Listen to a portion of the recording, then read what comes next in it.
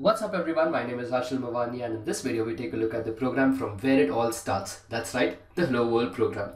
This is yet another underrated interview question and our objective here is to strip down this program to its bare bones. And as always, all of this in 5 minutes. So let's get started. So I have a simple Hello World program typed out over here. There's nothing complicated, a single class which will be the main class. In this case it's named Hello World. The public static void main function and the statement which is responsible for printing Hello World onto the console. First of all, let's go ahead and check if this works as planned. Let me get my CMD. Try compiling the program with the Java C command. Java C space, look, I have a different name .java. That's the name of the file.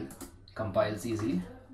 Let me try running the program. Now I'll run the program with the main class, and the main class is nothing but the class which contains definition for the public static void main function. So in this case the main class is the Hello World class. So let me run that with Java space Hello World. There, that works. So moving ahead, as of now we don't have anything complicated, just a simple class, its function. But we see that there's something missing over here. Now there are no import statements over here which are generally seen in other programs. So if I can state this, that the import statements here are missing. So why do we need import statements? Now we need import statements simply if we are going to use some class that is provided in some package later on in our program. In our case, we are not using anything as of now. We are simply using the system.out.println command. Let's call it a command as of now, but we are not using any other classes. So we don't need the import statement in our Hello World programs. Let's give this all an interview perspective. In your interview, you are expected to know much more than this particular statement over here. You are expected to understand this statement and not only see it as a medium to print something or print some strings. Now before we move ahead, remember in Java, we have certain conventions. Classes are named with the first letter capital. Now in Java, the first letter of all classes are capitals. So if you have a two-worded class, something like main class, then as you can see, the M is capital and the C is capital.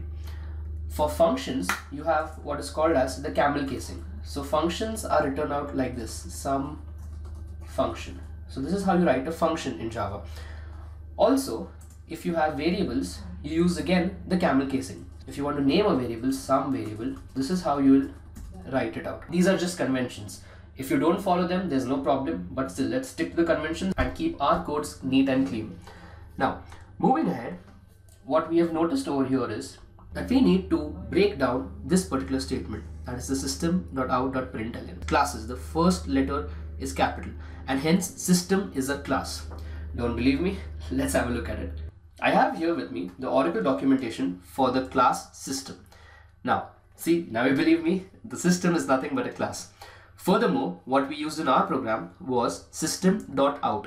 Always remember this dot operator suggests that you can read this as off in the right to left direction. So out of system, out belonging to class system.